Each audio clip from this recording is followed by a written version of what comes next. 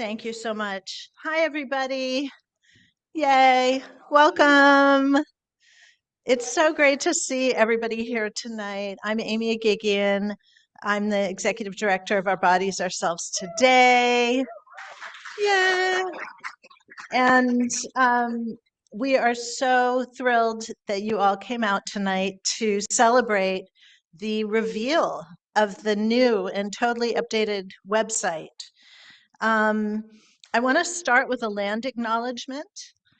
Uh, Our Bodies, Ourselves Today acknowledges that Boston is located on the traditional unceded territory of Indigenous people who have been brilliant stewards of the land and water for hundreds of generations. Specifically, the Massachusetts and Wampanoag First Nations peoples, along with particular recognition for the Pawtucket, Neponset, and Nipmuc peoples who have traveled, lived, worked, and cared for their lands in and around Boston for tens of thousands of years. We also acknowledge the overwhelming violence, physical, cultural, environmental, and spiritual, that has been inflicted by colonialism for over 400 years, which continues to this day to profoundly affect the lives of Indigenous peoples. We express our deep respect and appreciation for Massachusetts women and all Native men, children, and elders, both leaders and ordinary people. We also know that a land acknowledgement is not enough and commit Our Bodies, Ourselves Today to honoring and lifting up Indigenous voices and perspectives in all our work. Thank you. So I've got a little bit of housekeeping. You are being recorded and live streamed. So I want to welcome everybody who is watching online. And I'm really glad that you could be here with us virtually. I'm going to ask you to please silence your phones. And I also want to say some thank yous to some of the folks in the room. This has been such an incredible undertaking to create and, work with everybody to sustain Our Bodies, Ourselves Today. It's been such an honor for me personally, and it's part of what's incredible about it is just the number of amazing women, men, and gender expansive people who have contributed to this project over recent years.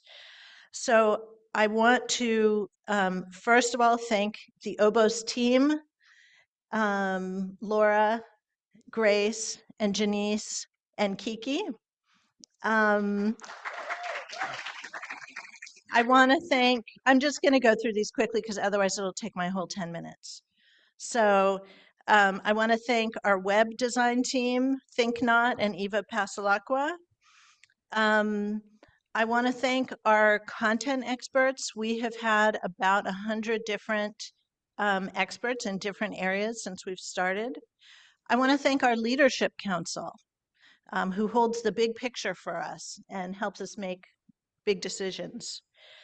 I want, of course, to thank the founders of Our Bodies, Ourselves, some of whom we are fortunate to have here and who'll be speaking. These feminist foremothers are awesome in every sense of the word, and it's really a privilege to have you here and to have your blessing in this project. I also, while acknowledging the founders, I want to acknowledge one particular founder, Pamela Berger, who recently passed away on August 31st. Pamela's wisdom, friendship, and guidance are sorely missed. And a tribute to her written by the Our Bodies, Ourselves founders is in the making. I want to thank our students and interns. I want to thank, very importantly, our colleagues at Suffolk, our many colleagues, including faculty, staff, students, and leadership. And I want to give a shout out to our new provost who is here today. Oh, thank you. Finally, I want to thank my own personal friends and family. And there's overlap with these other groups too.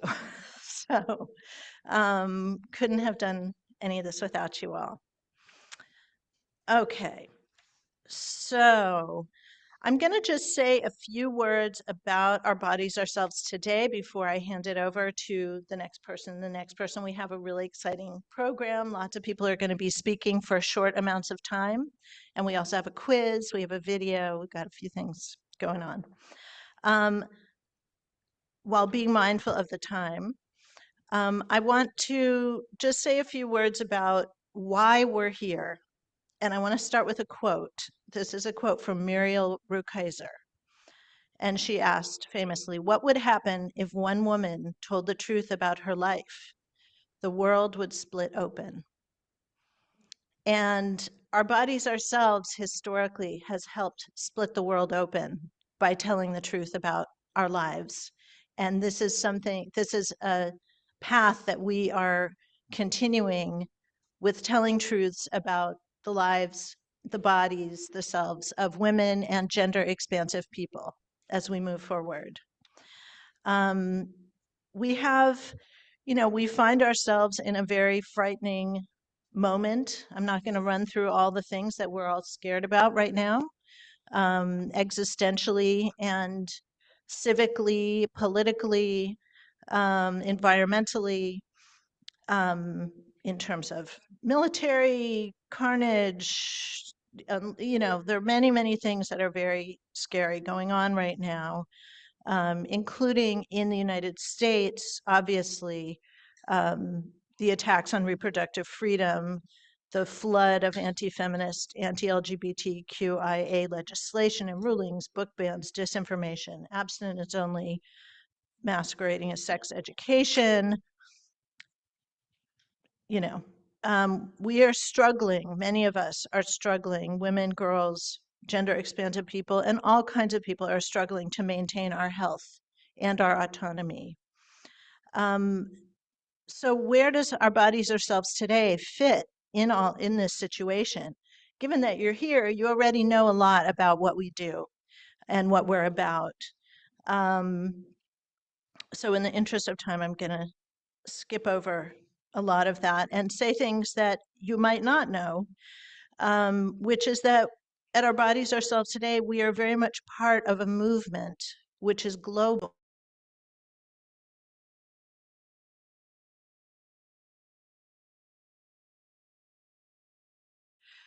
We don't see ourselves as little at all, but we don't see ourselves as just one little unit. We are part of a large, large group of women, of feminists, of activists that are all over the world fighting for the human values and human rights that we need for, to live. We are also providing information and other resources in a particular way that our bodies, ourselves, has been doing and developing for decades. And thank you, there are three pillars of this, of our body, the way that we are trying to take this forward.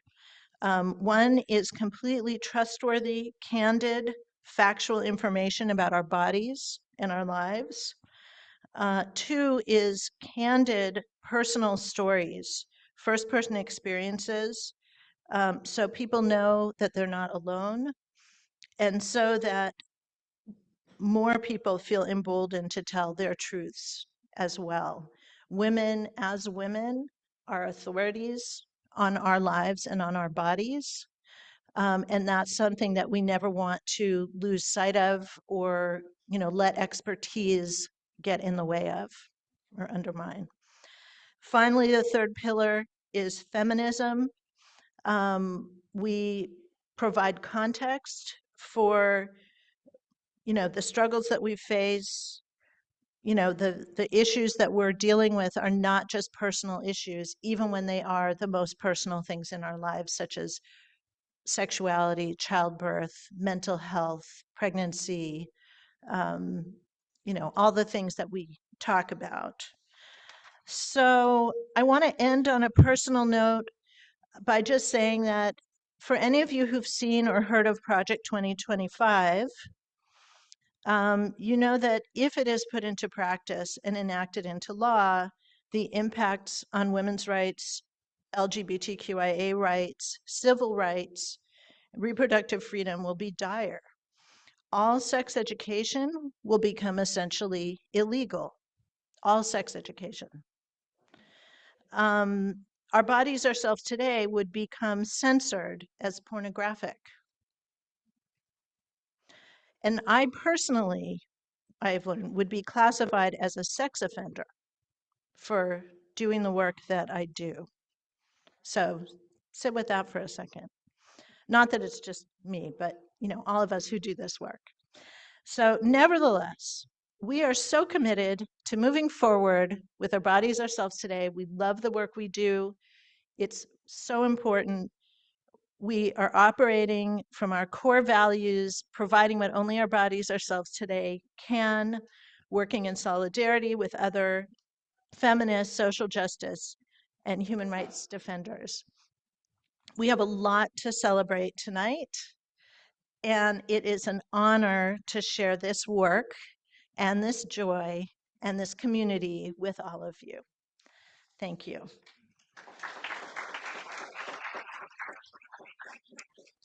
Okay, shifting gears a little bit, I want to introduce our next speaker, who is Dean Edie Sparks.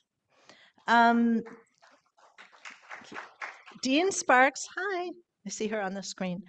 Dean Sparks is the Dean of the College of Arts and Sciences here at Suffolk University.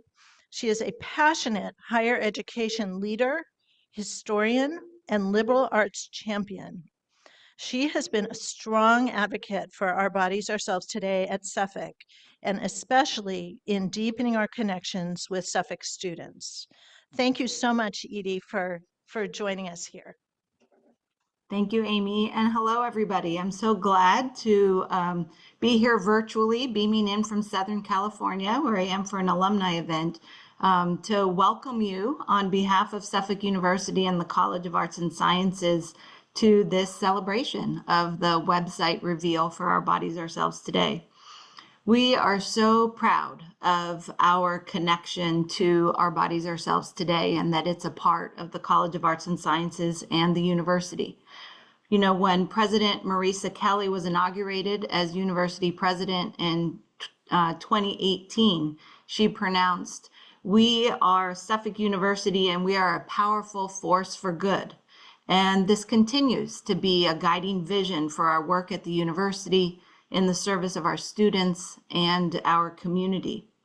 In the College of Arts and Sciences here, faculty have a strong impulse to make a positive public impact, and we pride ourselves on telling their stories, highlighting, for example, the experiential and service learning they facilitate in their classrooms, and the community engaged and social justice-oriented scholarship they conduct regionally, nationally, and internationally.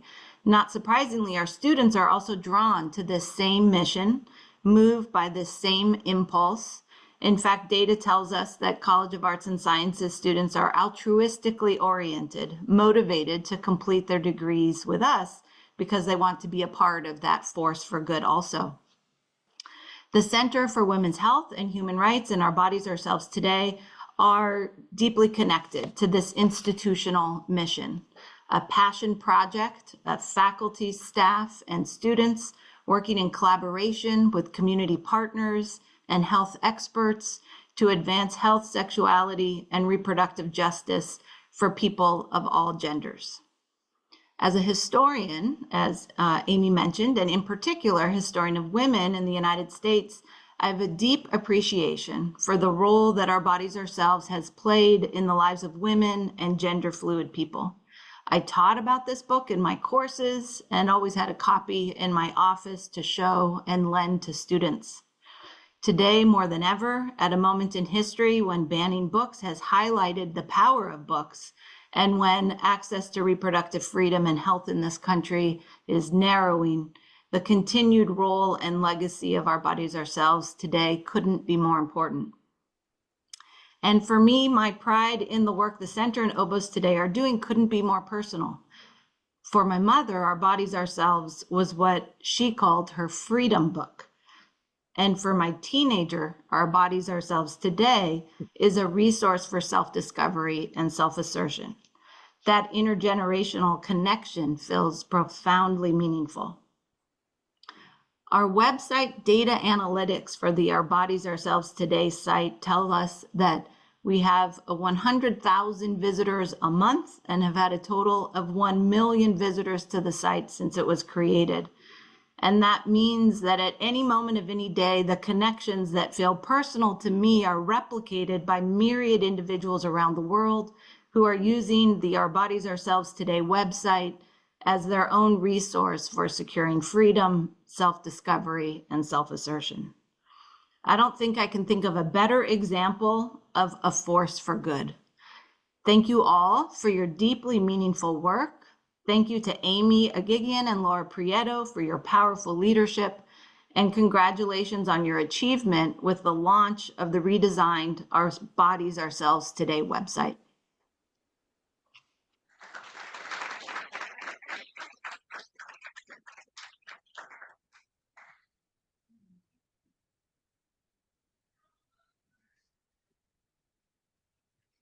Hello. Hi, everyone. My name is Grace Cook. I am the new program associate for Our Bodies, Ourselves Today. I'll be speaking a bit more about myself later, but for right now, I've been working with the amazing Suffolk University Media Services team to put together a little feature video for our new website. Thank you, Jonathan Wardle, for all your help. I don't think he's here, but significant help, and I hope you all enjoy.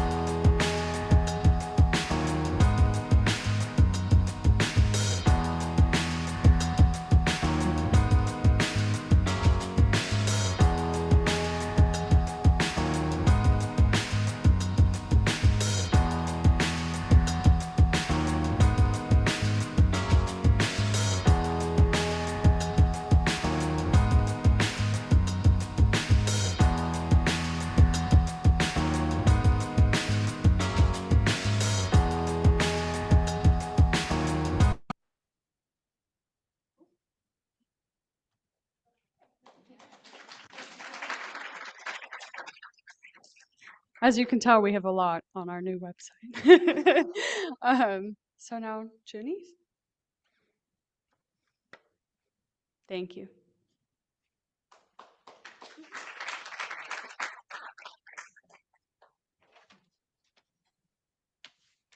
So now, can y'all hear me? Good? Am I good? Okay. So now we are going to hear from some of our Obos Today staff and some of our team. So first, I'll introduce myself. So I am Deirdre Janice Austin. I'm the content creator coordinator. I've been with the Obos Today team since May of 2022. When I'm not working for Obos Today, I'm developing my doctoral project as a PhD student at Duke in cultural anthropology. My interests lie at the intersections of religion, race, gender, and sexuality, and my doctoral project focuses on Black women liturgical or Christian dancers and Black women pole dancers in the U.S. South. Next, you'll hear from Grace Cook, who is our program associate. She is the newest member of the Our Bodies Ourselves team at Suffolk University. During her graduate studies at the Boston University School of Public Health, Grace was president of the Period Project, which works to destigmatize menstruation and improve menstrual equity in Boston. And then we'll hear from Kiki Zeldas. Kiki Zeldas created the first Our Bodies Ourselves website in 1997. That was the year that I was born. And has also edited multiple editions of the Our Bodies Ourselves book. Today, she is our web manager and tech translator, lovingly keeping the legacy of Our Bodies Ourselves alive and relevant in a digital world. So, to talk a little bit about the work I do, as the content creator coordinator, I primarily create our social media content and manage our Facebook, Instagram, and LinkedIn profiles. We strive to highlight engaging content from our site, to emphasize the great work of our experts and contributors and founders, to share upcoming events, and to uplift relevant personal stories and news stories about topics related to the health and sexuality of women and gender expansive people and related to reproductive justice.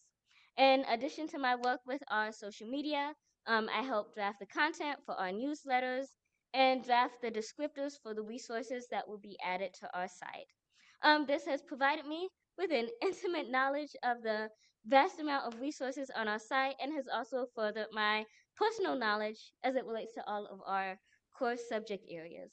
Working for Our Bodies Ourselves today has made me feel like an expert in this area to some degree.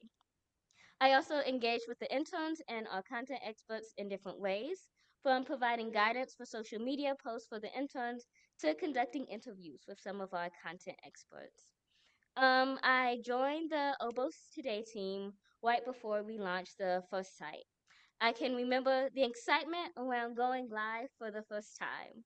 At that time, the focus was ensuring that people had access to as much of our vetted and curated content as we could provide, and we accomplished that goal. For the redesign, we focused more on user experience. We not only want to provide you with helpful content, but we want to ensure that it is easy to search and navigate. This new site accomplishes that goal. We hope that women and gender expansive people from all generations and backgrounds will see the site as a resource, just like they see the Our Bodies Ourselves book as a resource, and like it's been a resource for generations. One aspect I'm most excited about as it relates to our new site is our activism and advocacy section. While this has always been a part of our site and a part of our work, it was somewhat hidden on the previous site. Now it's easier for people to get involved with the topics that they are passionate about. I'm also excited about our refined tags. Not only do the tags help you navigate the site, but they also provide a glossary of terms related to our health and sexuality, where we have definitions for all of these topics. So I'm really excited about the new site and hope that you all have time to explore, engage with it, follow us on social media, and then also share out our site with those in your network and in your circles.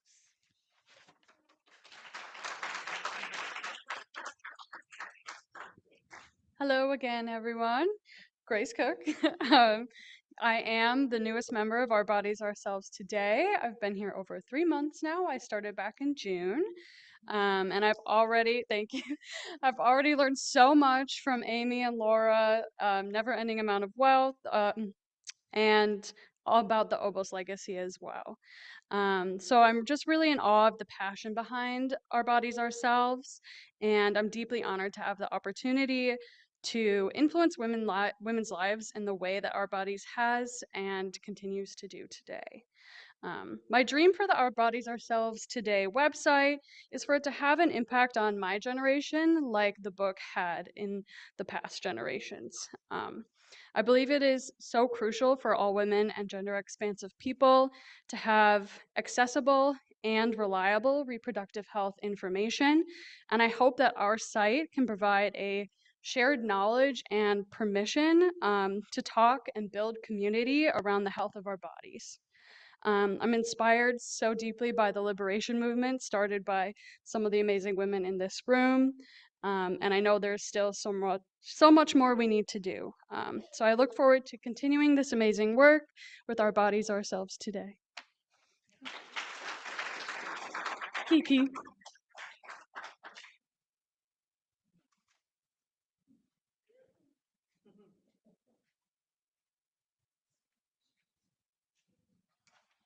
Hello. Let me figure out where I can put my stuff so I can talk.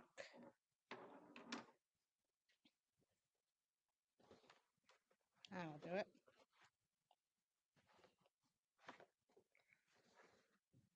And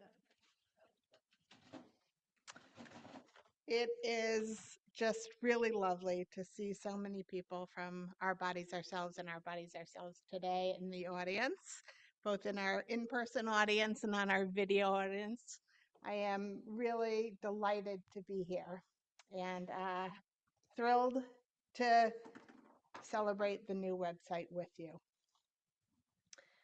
This new website has been a long time in coming. The ideas behind it have been brewing in more than a few people's minds for many, many years. And today I'm going to give you a little bit of a brief overview of why and how the website came to be.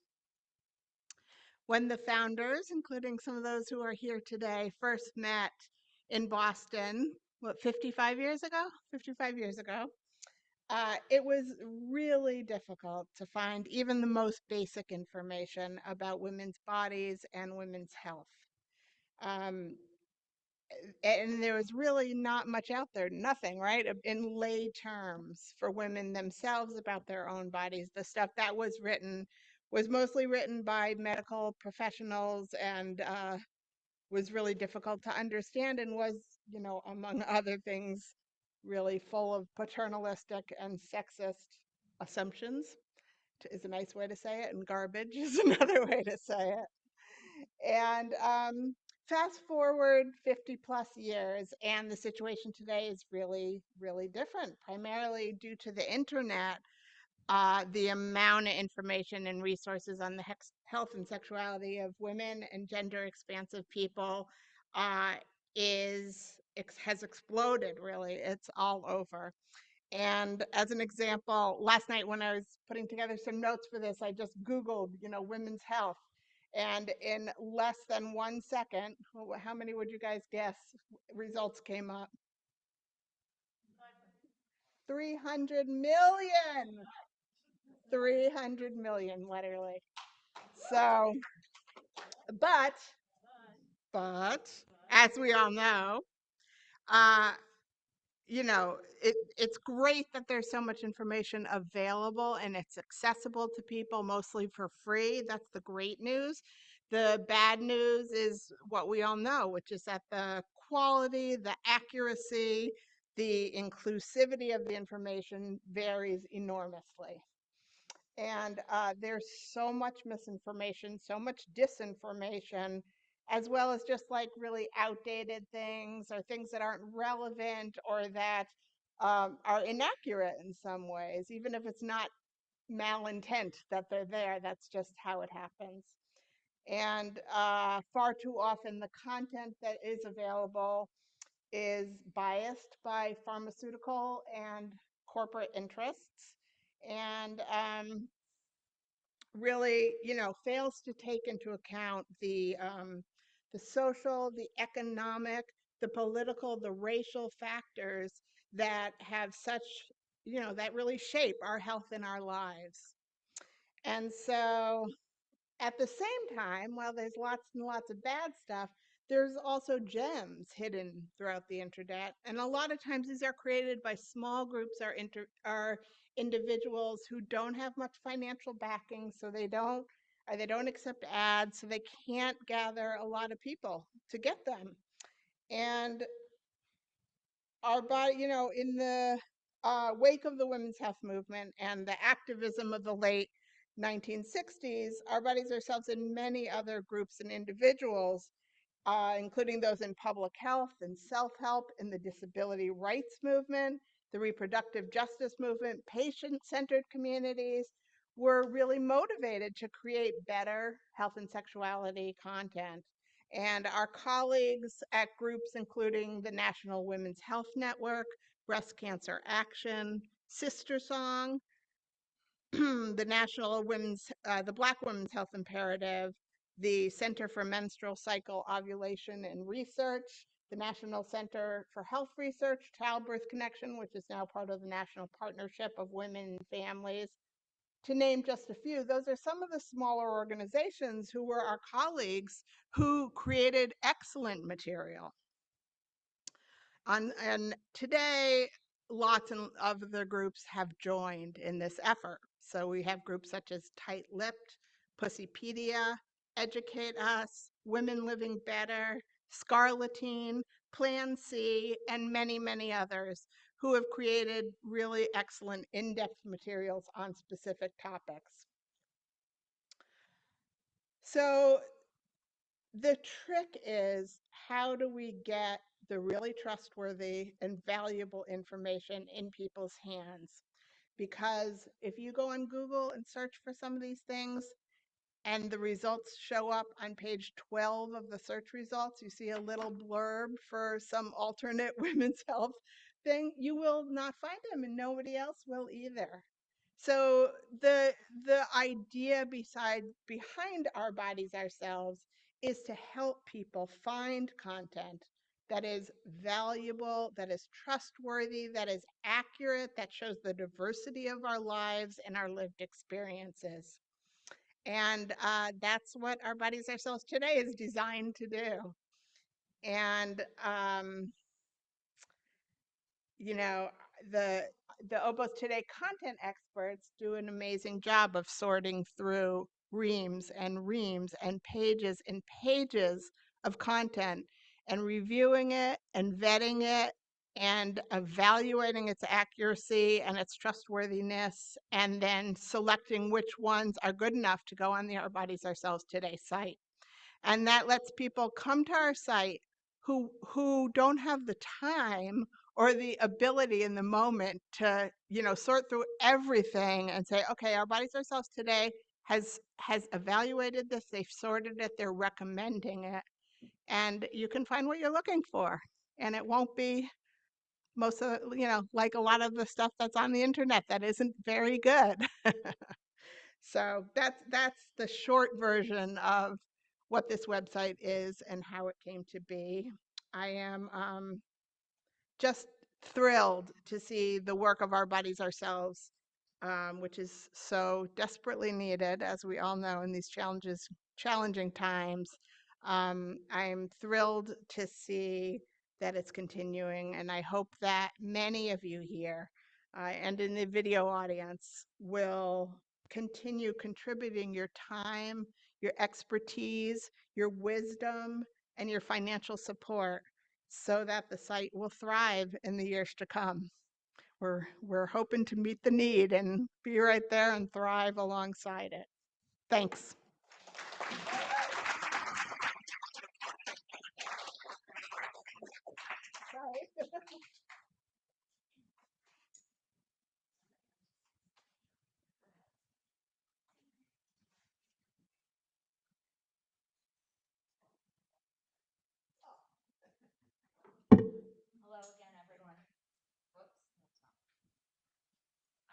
stand here. Sideways. Hello, everyone. I'm Laura Prieto. I'm the program director for Our Bodies, Ourselves Today. I do a lot of things around here. In my year plus, I work really closely with our content experts that Kiki was mentioning. I write and edit for our website, along with our monthly newsletter and sometimes even social media in partnership with Janice, who you heard from. I develop projects and initiatives that are rooted in Our Bodies, Ourselves. I'm also a women's and gender studies scholar and historian. I'm a professor emeritus at Simmons University, so I guess this is my second or maybe it's my third career. And I'm really honored to be here. You know, when I took this job, a friend of mine from graduate school made the astute comment that I was now not just studying history, I was being history. And it really feels like I'm part of history in the making, future history as well, in the work that I'm doing here. It's really meaningful. So I'm here to do a couple things. Oh, thank you so much. This might be better for wandering around. I need to see the screen for what I'm about to do. But before we do a live demo of our website with you, Wi-Fi permitting, I want to remind you all that we have some great tables over here that have Our Bodies, Ourselves books, translations and adaptations, swag, and silent auction items. I mentioned this to those of you who arrived earlier, but there are 3 beautiful items that we'd love for you to bid on. One is a painting by one of our content experts, Wendy Simons from Growing Older, is not only an expert in health and sexuality, but is also a painter and donated her painting. We have a copy of Our Bodies, Ourselves that will be signed by the founders in our presence, and also a do-it-yourself cervical self-exam kit. Sorry for the folks on Zoom that the silent auction isn't open for you, but we'll have an event in March that will have also a silent auction. So maybe plan a visit to Boston if you can handle that.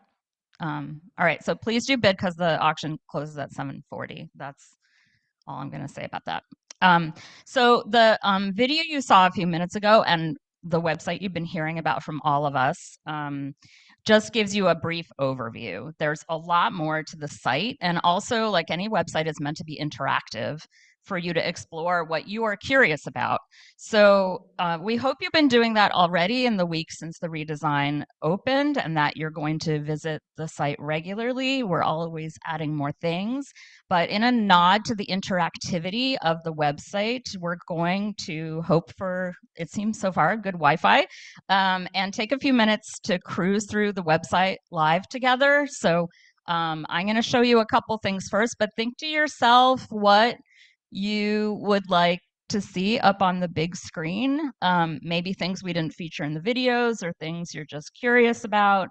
And you will control the mouse from wherever you are because you'll tell us what to click on. First, I just wanted to point out about our homepage, which we spent countless hours, right, Kiki and Amy and Grace talking about the homepage. But the homepage is a page that most of our visitors don't see. Why is that? Because most of the visitors to our site, as far as we know, have something on their minds. They go to Google, of course, and they type it in the search box, and it takes them directly to pages within our website.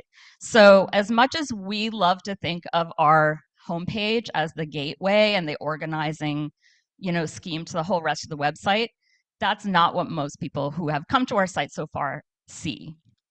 So this is very special view that you're getting. I don't know if Grace, you want to scroll down a little bit because it's a long page and it does lead to lots of the other parts of the whole website. And you can do this on your own as well. A second, should we take a minute and scroll? We'll take a minute and scroll down. We have a moment.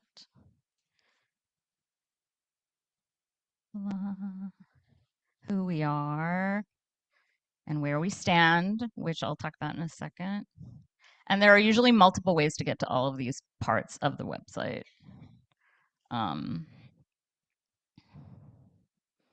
Stories and conversations. And then actually let's go straight to global translations and adaptations if you would click the browse. So this, we didn't have time to feature everything in the video because we wanted to keep it just a few minutes long. But global translations and adaptations have been part of the work of Our Bodies, Ourselves almost since the very beginning of the Boston Women's Health Book Collective. And we're very proud to have these on our site, some of them complete PDFs and some of them excerpts.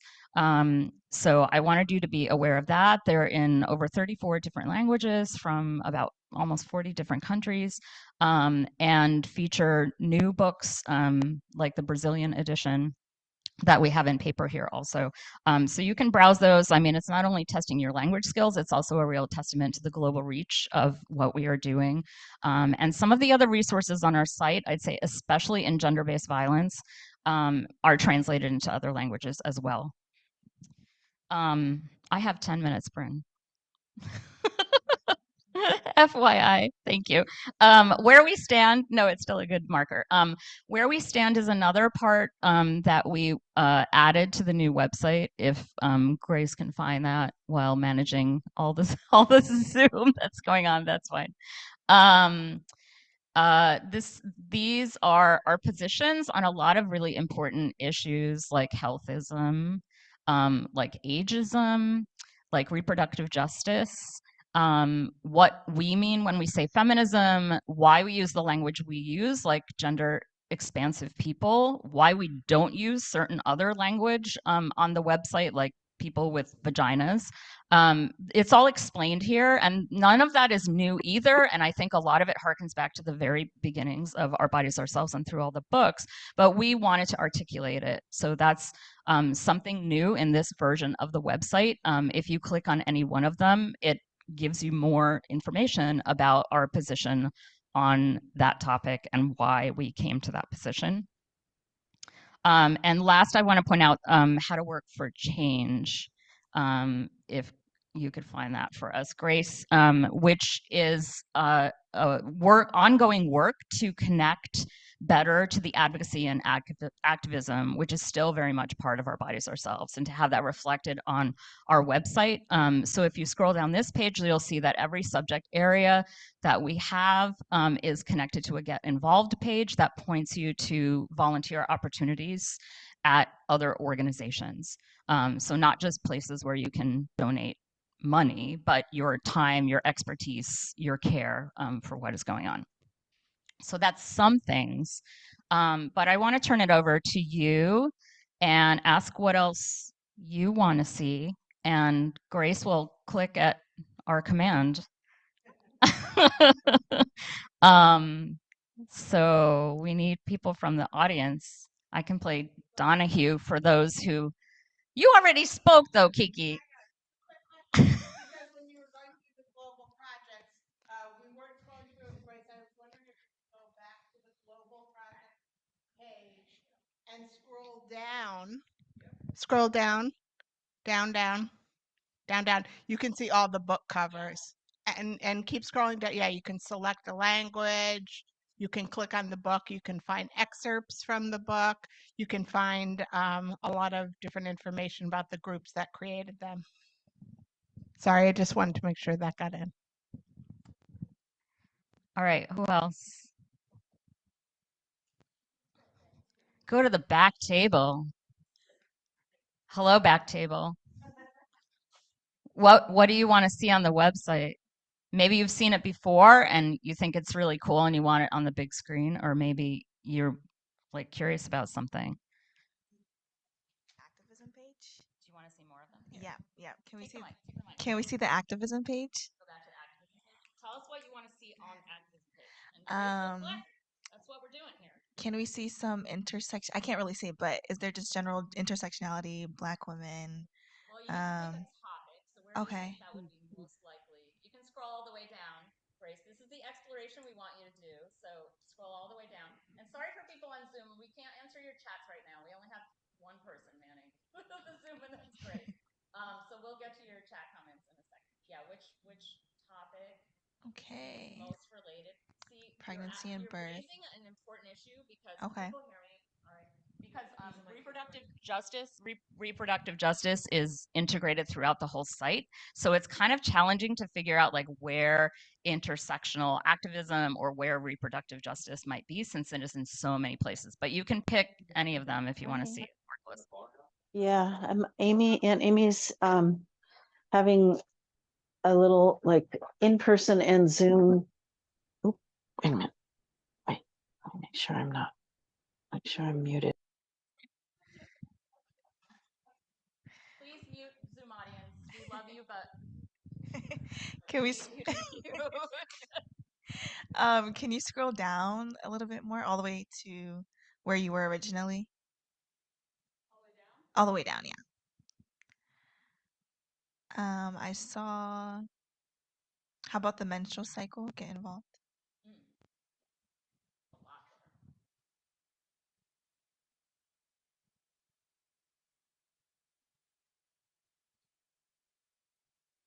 I can't read those from back here. I can't either. Are there some links, hyperlinks? But they're hyperlinks. Okay. So yeah, Okay. this will link you right to the volunteer page of this organization. Okay, beautiful. Thank you. Click on the first link. And you can do that on the computer, the laptops up here too, on your phone when we're not scintillating you with our remarks. Right. Somebody else. Anywhere you want to go. How about period pain?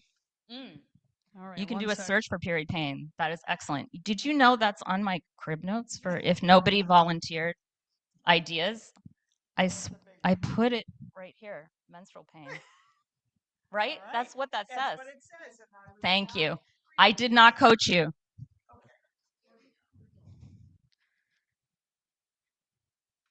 Yeah. A lot of those sources are in endometriosis, for example, but other kinds of sources as well.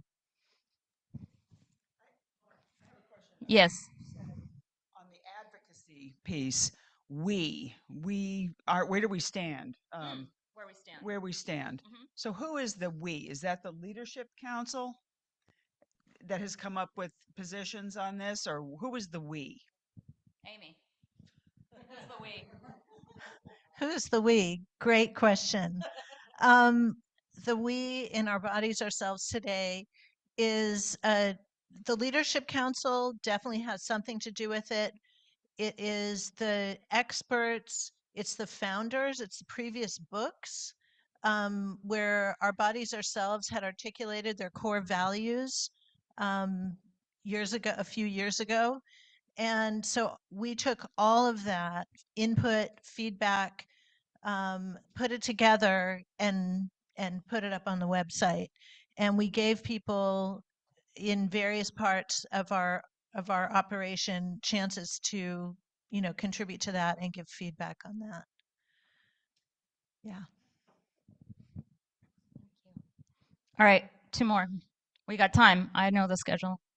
Back to the back table. The back table's dominating the other tables. Should really feel more competitive. I know this is a feminist event, but a little competition might be good. So I wanted to do a little follow up to, I don't know your name, Naila's question. Oh, and who are you? Oh, and I'm Christine. Hi, everybody. So is there something specific on all of those topics that have a focus on BIPOC? Because the way things affect people of color is going to be very different on how all of those topics affect white people. And I know that there's obviously there's a lot of intersectionality that is part of this, which is fantastic, but being able to find out if we want to, oh, and I see, okay. So there is a spot. Okay. Fabulous. That's what, oh, and I love the Oxford comma. Thank you so much. And we also defined, this was predominantly Amy's work, just to give Amy a shout out, that our index terms all have our own definitions that we collaborated on, but Amy took the lead on, because what we mean by BIPOC might be different from what someone else means by BIPOC. Same with feminism, same with a lot of like, I don't know if we want to go back to the into the A to Z list. I call it an index because I'm a book person, but even though I work for a website. But you know, some of those terms, there might be, I can't think of any off the top of my head. Maybe you can, Amy, right now, like terms that sound really, you know, everyday, but that what we mean by them. Well, feminism is a really tough one, right? But even I don't know, orgasm, or what were some of the breastfeeding ages? Like they have our own spin on them, all of them, parental leave, pansexualism, like they all have our spin on them, what we mean by them, which isn't, yeah, breastfeeding. We also have chest feeding as a term, by the way. So we're trans inclusive. Mindy, do you have a request? Yeah, hi, I'm Mindy Freed and I chair the Growing Older section. And thank you. So I just wanted to add that what has been so great is that we have a rubric. Each content group has a rubric to that helps us guide the kinds of materials that we're actually incorporating into our section. And intersectionality, perspective on BIPOC stuff, looking at LGBTQ stuff. I mean, all that is central to you know the filters or the lenses that we're bringing to identifying materials. So you'll see in Growing Older, if you just kind of scroll down a weeny bit, you'll see that we actually have a special section on LGBTQA plus aging. We'll see BIPOC aging, but actually, and ageism is actually incorporated into all those other topics, as is really BIPOC aging, LGBTQ plus aging. So it is, and I think that basically every content panel has pretty much done the same thing. So it's central to our work. Yeah, absolutely. Thank you, Mindy, and thank you for being here too, representing. Yes, Elizabeth. Hi, hi, I'm Elizabeth. So I'm interested in how much you've been able to get to yet of translation, and in particular things in Spanish, since that's my gig. Yeah, well, so far, we're dependent on translations other people have done so far, since right now the majority of material on the website is not written by us. Some of it is original to Our Bodies Ourselves. And I do know there are, for example, some pamphlets that were translated into Spanish that we have available in Spanish. If you go to the A to Z list, and we might not have caught everything again, but on the A to Z list, there is an entry for Spanish language. We have the most in Spanish language. So there is an entry there that we explain, or these are the resources that are also available in Spanish in particular. But as I said, a lot of the gender-based violence resources, when you go to the website, are available in multiple languages: Vietnamese, Chinese, French, like many different languages, Italian, just because that's where that field has gone. And I really wish that all the other subject areas, like people who work in those, including community organizers and activists, would do that work. And it's something we've talked about. We'd love to have some more stories and conversations in Spanish. Yeah, and when I have time, I'll do some of those interviews. Sí. Lo podría hacer, pero no todavía. No todavía. No se puede hacer todas las cosas a la vez. One thing at a time. Yeah. Anybody else? One more? Oh, there's two hands. I can't. It breaks my heart. I can't. This is like my teaching self coming out. Go ahead. We'll do both. Perimenopause. Perimenopause. Yeah, so we have a new partnership with Nina Kozlov's wonderful website, Women Living Better. I think you mentioned this, Kiki, yeah? In our partnerships, yeah. So selectively from that website, Nina has agreed to let us republish selected resources from her site, but this is an area we really want to expand coming up. It was just spun off from what was called menstruation and menopause before for a while, the menstrual cycle now. And so they're still obviously related to each other, but we want to spotlight this section and develop more resources in it. So you will find some. Oh, it's a pleasure to meet you. Thank you for being here. Menopause. Marcy Richardson was one of the key editors of Our Bodies, Ourselves, Menopause, which came out in 2006, right? And Marcy and Geraldine Pryor, who is actually on the screen there, and a few other colleagues around the country have supported Nina in amazing ways to produce this amazing website. We even have cards for Women Living Better. It's a great example of women coming together and doing what's needed. Thank you, Judy. Sure. I mean, first of all, Nina is a badass. And, you know, she's so great at getting help from other people and pushing them along. But the other thing, I mean, menopause and perimenopause is finally come to the surface. And there's so much garbage out there. A lot of pharma and entrepreneurial garbage. So we really have our work cut out for us. Yeah, which is the whole point. Like there's still gaps in knowledge, clearly, but also the misinformation and disinformation. We're trying to be a carefully curated site. It's not everything on there. It's the things that meet our standards and our viewpoint and have a feminist lens and are also accurate. Right. Last. It doesn't have to be short. Well, I mean, it can't be too long. 19, I was panicking about something that you'll probably be able to guess. And so I Googled Our Bodies, Ourselves, Hymen.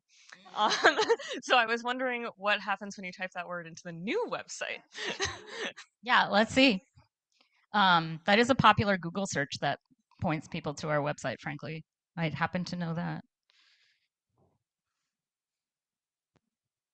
Get your own self-exam kit in the back. That's right.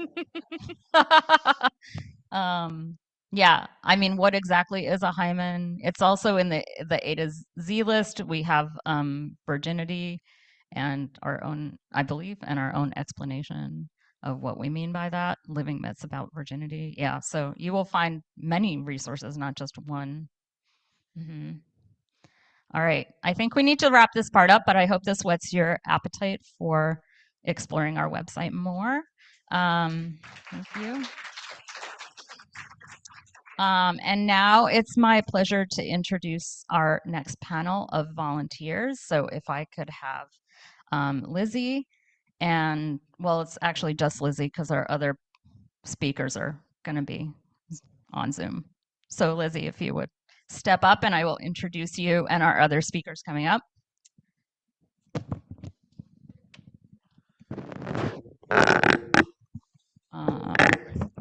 All right.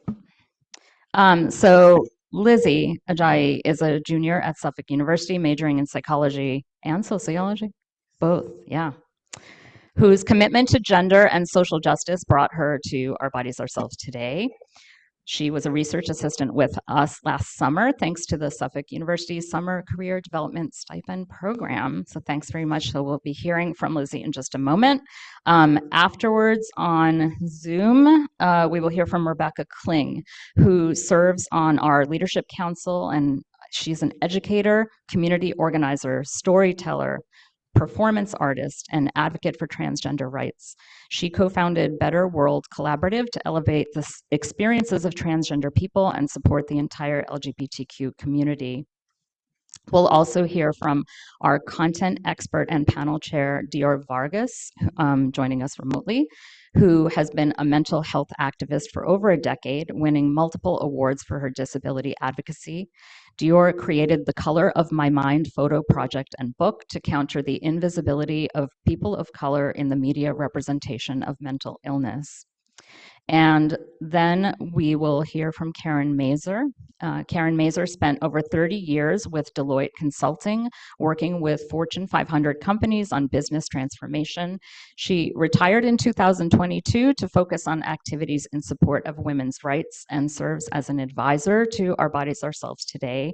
She's also a board member for Planned Parenthood in Southeastern Pennsylvania, a political activist in support of reproductive freedom, and wanted me to mention that for fun, she's also a volunteer for PALS, which is an amazing cat rescue in the suburbs of Philadelphia. But first, Lizzie. Thank you, Lizzie.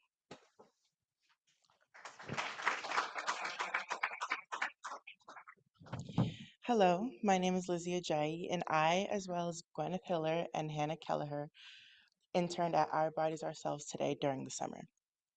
Our main responsibility was researching resources like articles, videos, and podcasts to potentially be put on the website.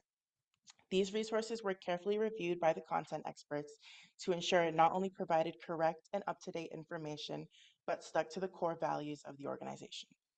We also helped beta test the website. Using our smartphones, we accessed the website and reported any issues or complications we came across, as it is very important to the people at Our Bodies Ourselves Today to have a clean and accessible website ready for anyone to use. I feel honored and excited to have contributed to the new website and continuing the Our Bodies Ourselves tradition of women and gender expansive people educating each other for the advancement of our liberation. If there's one thing I want people, especially Suffolk students, to know about this website, is that it contains valuable and useful information made for and approved by diverse groups of people. If you have a question, Our Bodies Ourselves Today has an answer. Thank you.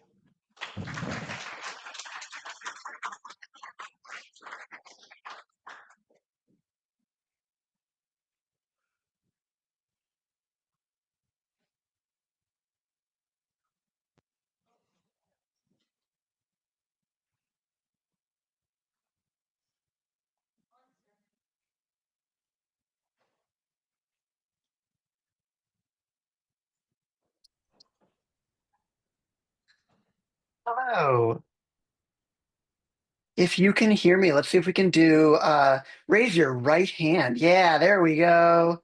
Love it. Raise your left hand. Can you tell I've been a camp counselor? Simon says touch your nose. Hello, friends. I'm Rebecca Kling, she, her, and I'm so glad I can join you from Chicago. Chicago is on land that has long been a center for Native peoples, including the Anishinaabe, or Council of Three Fires, the Ojibwe, Ottawa, and Potawatomi nations. I have worked as an advocate for trans rights for many years, and over that time, I've heard a lot of misinformation about gender and sexuality. You know, some of it is intentional. It comes from bad faith actors who want to erase trans people from existence. Some of it is surprisingly heartwarming, like the trans youth I worked with who thought that rubbing his cheeks with beard oil every day would help him grow facial hair. He was disappointed. And some of it makes you just want to throw your hands up, like at the trans summer camp I helped run, where a complicated teen love triangle developed where Alice wanted to make out with Ben to keep Ben from making out with Candace, even though Candace really just wanted to make out with Alice. What a consent conundrum. But having trusted resources with accurate information, resources like Our Bodies Ourselves and Our Bodies Ourselves Today, is crucial in the fight for equity and equality. As a member of the Leadership Council, I've been lucky enough to work with other advocates, activists, educators, and more, some of whom you've already heard from tonight, all of whom are committed to countering that intentional bad faith misinformation and providing resources to folks who are still on that journey of learning. The new website is a big part of that, and I'm excited to also see so many great filters and search tools. As you've seen, you can drill down on topics or just scroll and catch your eye. I'm also a huge fan of the extension of collective stories on Our Bodies Ourselves Today and the ability to share your own stories. Ultimately, what we know from data and research is that simply giving someone the facts is rarely enough to change their mind. But giving stories can have a huge emotional impact to change hearts and minds. So thank you again for being here today, for supporting Our Bodies Ourselves Today. And we're really excited to both launch this website and continue to have it be a tool for now and into the future. Thanks again.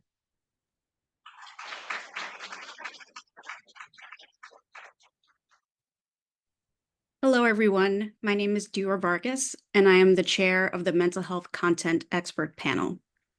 I'm happy to be connected with you all via New York City. When I first learned about Our Bodies Ourselves, I was a study of women and gender major at Smith College. So this is a full circle experience. Content experts use our professional and lived experiences to ensure that the resources we collect and review contain pertinent, accurate, and meaningful content that will benefit those who access them.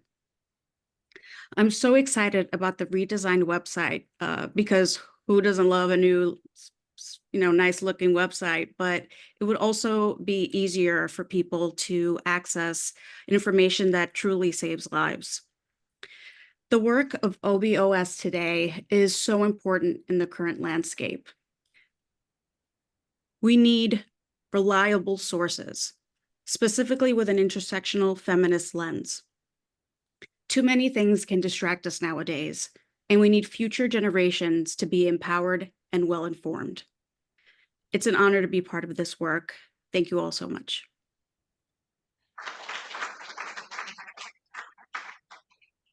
Hi, everyone. I'm Karen Mazer. I'm joining you from the suburbs of Philadelphia. And in reflecting on what I wanted to talk about today, I realized that I was probably one of the few people among this amazing group who hasn't spent a career advocating for women's health. And I went back to my senior year in high school where I was given the Equality Award from the Women's Center of Montgomery County. And honestly, I didn't really appreciate what it was. It was 1980. I was growing up in a world that had come after the pioneers who started to level the playing field for women and gave us better access to education, to careers, to financial independence, and reproductive freedom. And of course, my mother's copy of Our Bodies, Ourselves was prominently displayed on the bookshelf. My mother was also arrested in the 60s for helping a friend seek abortion care. And that left an indelible impression on me. It led me to be a volunteer as an escort for Planned Parenthood. I lived in Boston for a time, so I actually volunteered at the clinic in Brookline where that horrendous shooting happened in the 90s, and gave me a firsthand glimpse to understand that no matter how much progress was made, there was always going to be more work to be done. But life got in the way. I got into my busy career and my support transitioned to financial only. When I retired a couple of years ago from my corporate career, I was looking for ways to more actively join in the fight for reproductive freedom. Like many women, the election of 2016 and the subsequent attack on women's rights had really ignited something in me. I became more politically active to elect people who were more aligned with my feminist values, but that didn't feel like enough.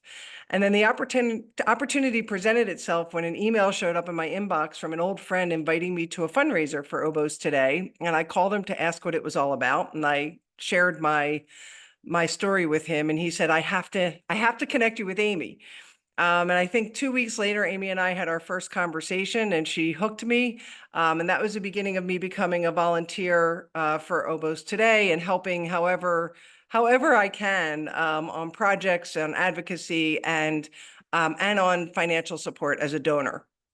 And so I'm proudly now, part of this community, although I feel like I have a lot to catch up with in terms of having the expertise around the subject matter, which brings us to the website itself. I mean, in a world where there is so much garbage available to people to be able to ask key questions, having a website like this that is legitimate, robust, has incredible depth and breadth to be able to cover almost any topic you need is extremely important, especially to young people growing up in this world who don't know where to turn to get some of this complicated information. I also love that there's so many ways to get to it, that you can meet the reader where they are. You can Google on it, or you can go onto the website and find 10 different ways to get to the topic that's there. So it's incredibly exciting, and I'm excited to see how it progresses from here.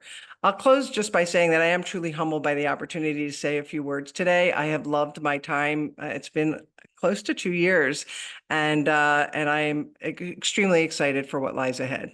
Thank you.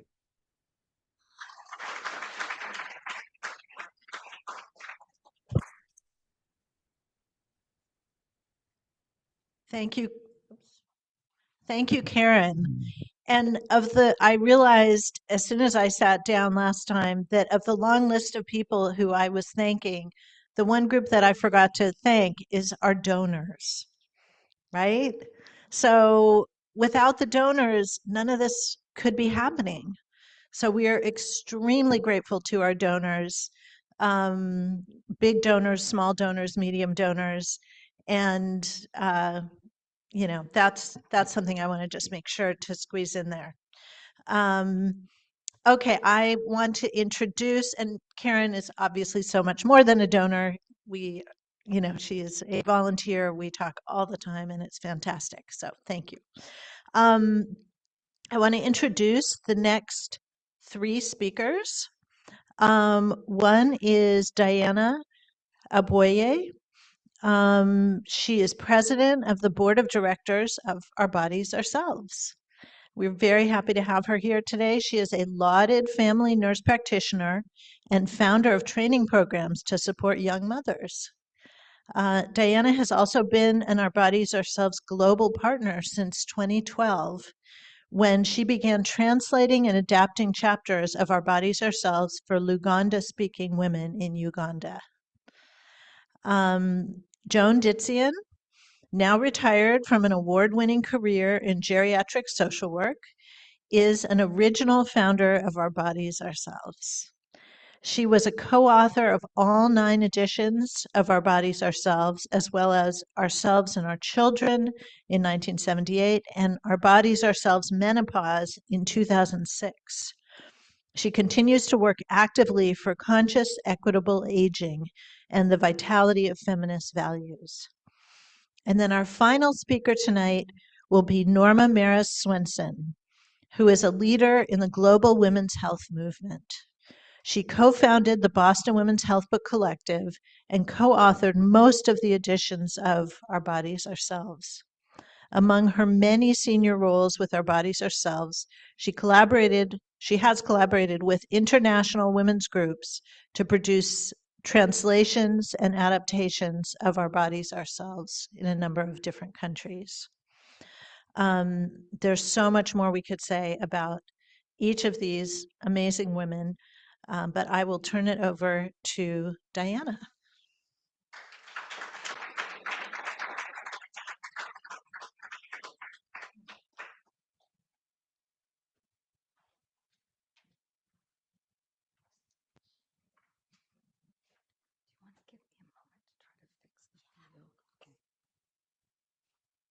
I'm going to try to fix the Zoom view for a minute, if you all would pause. I'm sorry to bust the momentum, but we all want to be able to see our speakers.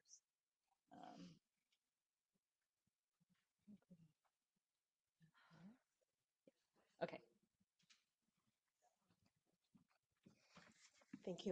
Thank you, Amy, for the introduction. And I am thrilled to be here in celebration and in unity with everyone.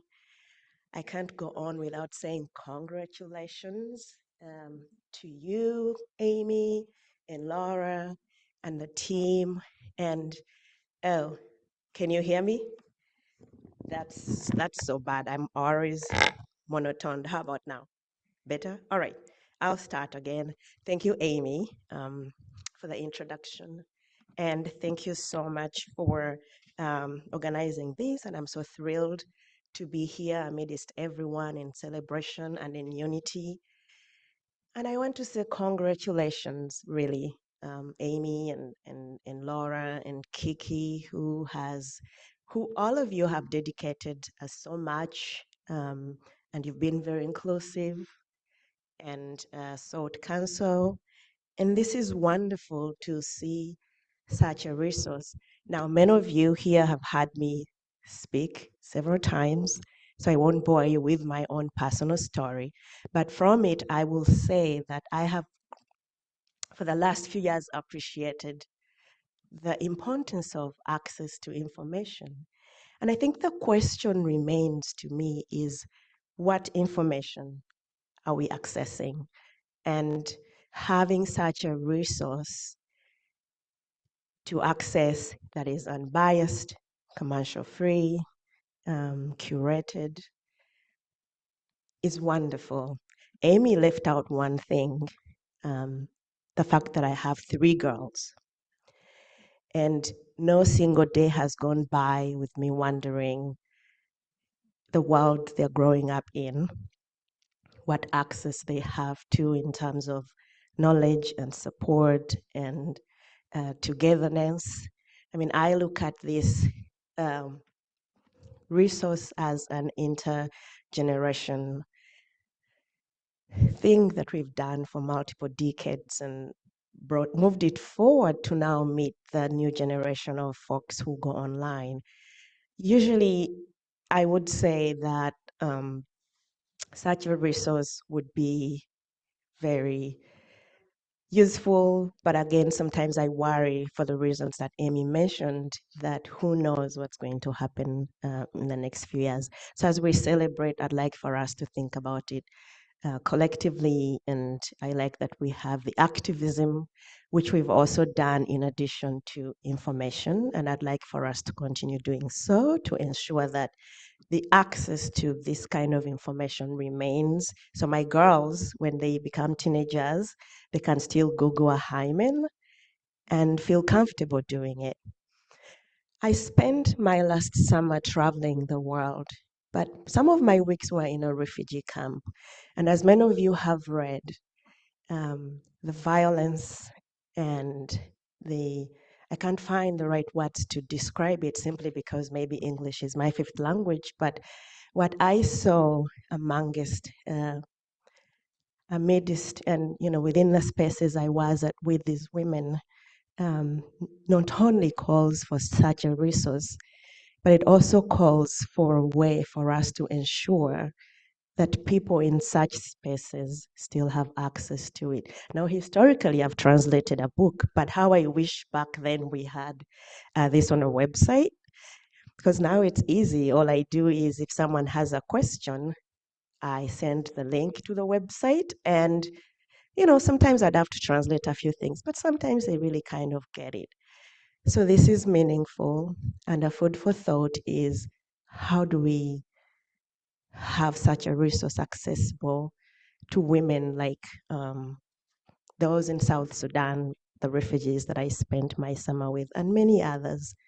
So I am deeply humbled by the hard work and the commitment. I have known what has been put into to get here, and I'll join Amy in thanking all of you for being here to celebrate with us. And on behalf of the OBOS board, I'd like to thank the donors and the team, and I really look forward to the future beginning the next few minutes. So thank you so much.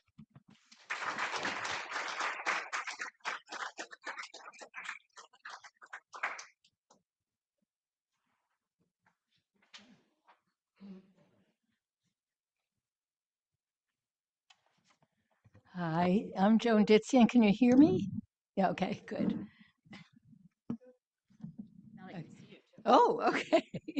So, as you heard, I'm one of the founders. There are 5 of us here tonight: Norma, Elizabeth, Judy, who's kept us going for years, Sally, and Kiki. So that's wonderful. There are really 15, including dear Pam, of founders. We're still an intact group. We still meet together, and we're delighted about this new. And I also work on the aging, growing older vertical with Mindy, because we are all growing older, and ageism needs to be combated in our society. So anyhow, I'm glad to be able, it's amazing to think that we began in 1969. We're one of the few surviving groups from those early days of the women's movement. And that's kind of amazing. And, who would have guessed in 1969, there was absolutely no information around about women's health from a consumer, feminist, evidence-based social justice view. And Our Bodies, Ourselves really filled that void. Now there's, as Kiki was saying, a huge amount of information on the internet, but very, very few sites that still hold those values, consumer evidence-based information on women's rights from a consumer point of social justice point of view. So we are obviously thrilled and delighted with this collaborative relationship, this new relationship of OBOS today, and just look forward to its evolving journey. There are 2 values that I just wanted to underscore for us, and that is, one value from the very beginning was the value of collaborating. The whole effort was always collaborative. There was always a sense of we. And it's wonderful the we has expanded, but there's a genuine sense of collaboration around this new web. And the other is intergenerational, that we always wanted women, girls, and gender expansive people to be able to collaborate and work together. And that intergenerational lens continues beautifully with this. So, we're delighted, and the beat goes on, and thank you. Okay.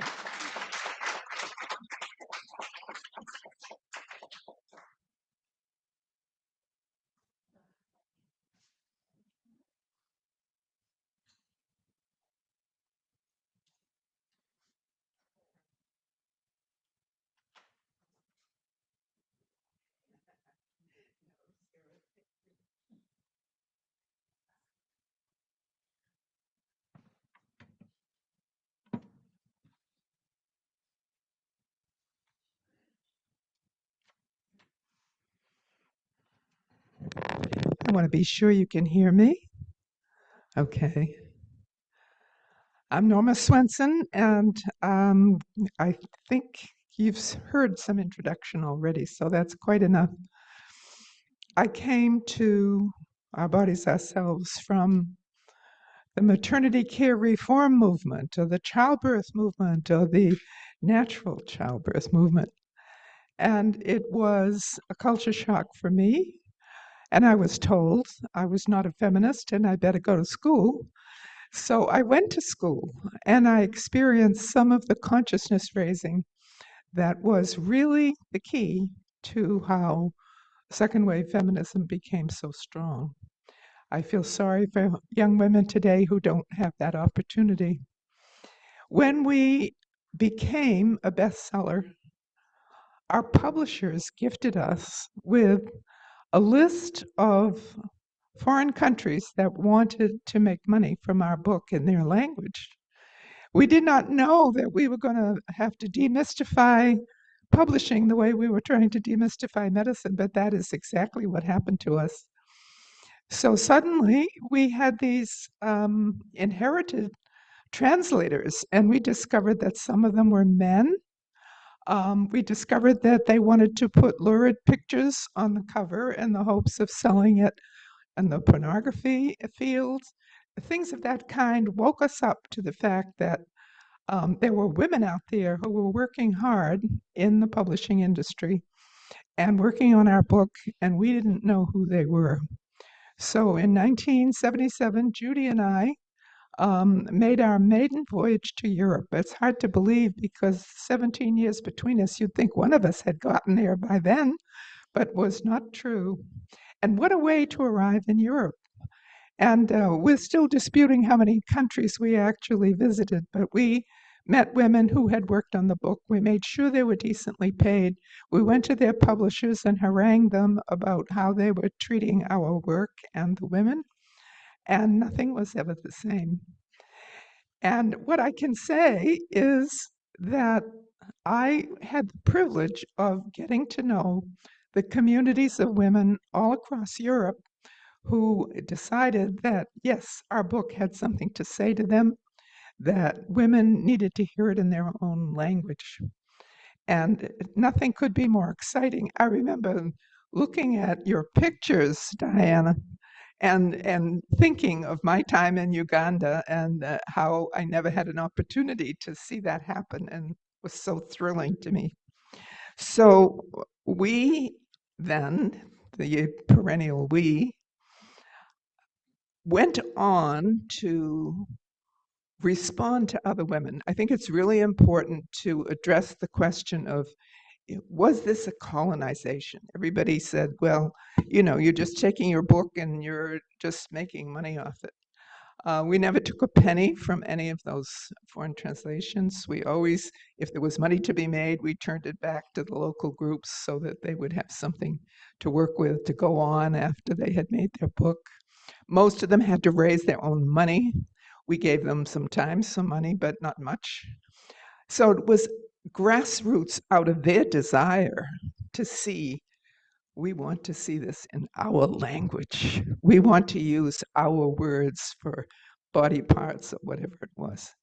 So after that time, it was Sally Whalen. Sally, are you still here?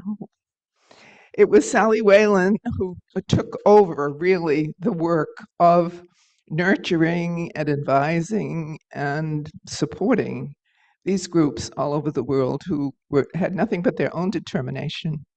And she also organized some wonderful conferences and meetings that I went some to anyway. So it was the beginning of a whole new world for us. And as of, I think it was June of this year, we are now at 35. Is that right, Kiki? 34. Okay, I see different numbers, but it's in that range. Think about it. Languages other than English all over the world, every continent, every major language, and a group of women who cared enough to make that happen. It's a compliment to us, but it's a compliment also to the beautiful women who put their stories in our books so that other women could read it, because that's really the heart and soul of the whole thing. So what I want to be sure that I say is it was never a colonization project.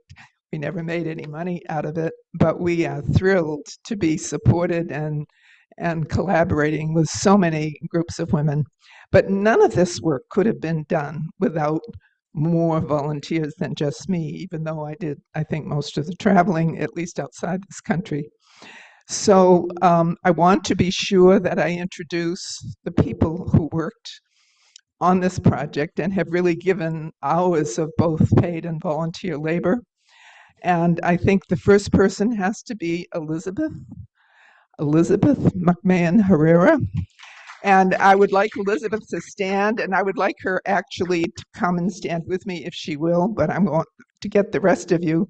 Kiki, you belong up here because you have produced the only information that most people have about how to find these books, what languages they were translated into, and all of the rest of it. So you belong here.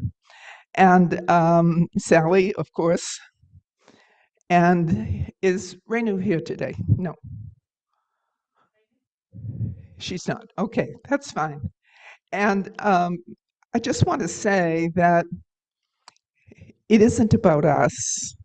It's about the fact that women were never given permission to speak the truth of their lives. They were never given answers to the questions that they wanted. And now this can happen for them too, everywhere. That's okay. So I want to talk a little bit more about Elizabeth. Most of her work was done on adapting and creating materials, film, video, and text in Spanish for Latinas in the United States.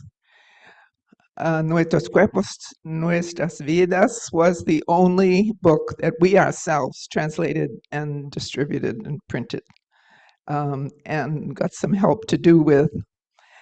And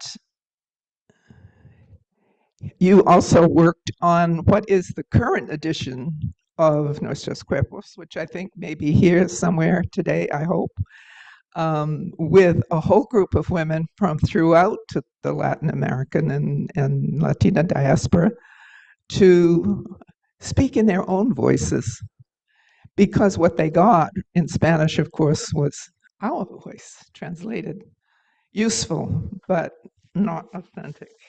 So we were very grateful for all of that collaborative work. And I want you to come, all of you, and stand with me if you will. Kiki, you're excused unless you want to come in your role later.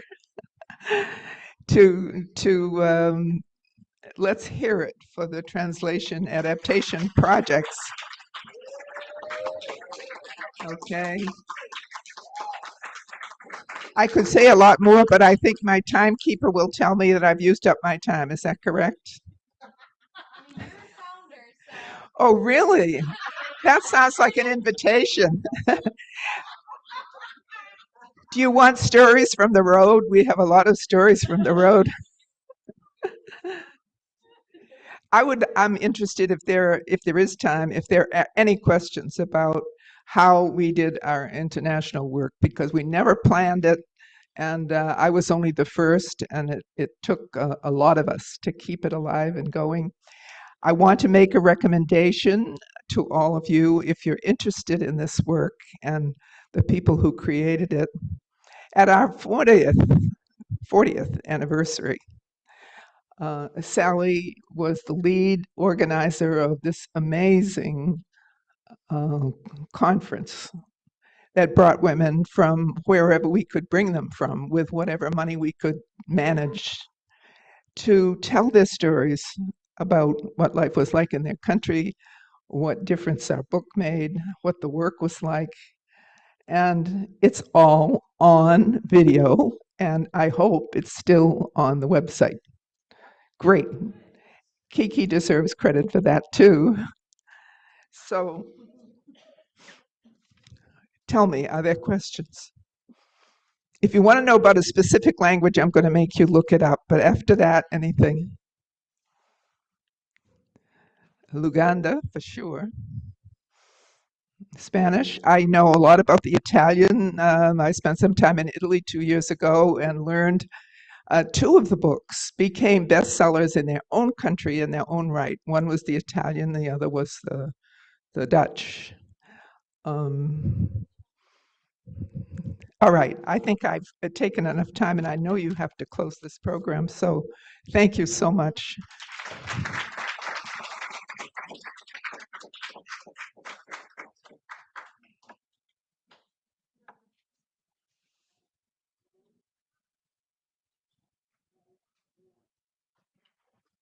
Thanks so much to all the speakers. Norma, you always leave me wanting more. And I want to hear, sometime I want to hear all about your work with the childbirth movement. And I know there's a lot there. So basically, I want to thank you all for coming. But before I do that, I want to tell you some ways that you can support Our Bodies, Ourselves today. Because I hope that you've all gotten inspired by this. I hope that you're all feeling warm and fuzzy and like this is something that you care about. Here are some of the ways that you can support Our Bodies, Ourselves today if you want to. And the biggest one is to use our website. That's the first one. Actually use it. Go to it. Ask your questions there. If you find there's something, if you're looking for something that you don't find, let us know. And we take that seriously. So use it, tell your friends about it, tell your colleagues about it. Just spread the word. That is one of our biggest challenges, is just getting people to know that we still exist, that we're out there. Some of you have taken pictures here. Please tag us if you share it on your social media. Follow us on social media, sign up for our newsletter. Just, connect with us in some of these ways, come to our events. We are always looking for volunteers. We're looking for content experts if you have expertise in one of the areas that we work on. And expertise isn't just professional expertise. It can be you have lived experience. That is expertise that we consider as extremely important. We're always looking for volunteers, especially in the areas of media and marketing. We are looking for volunteers to help us with writing, editing, and this is not a fundraising event, but I would be remiss if I didn't encourage you to donate if you feel so moved. Please go ahead and go to our website and you can just click on donate. Super easy to do. And finally, vote. Please vote, everybody. Please vote for the issues that you care about, that we all care about. It's a really important election. So that is my call to action. Laura, did you want to say a couple words of closing words, or are we going to skip that? And do that for the in-house crowd. Okay, for everybody who's online, Thank you so much for coming. It's great to get little glimpses of you. And yeah, just thank you so much for coming. Take care.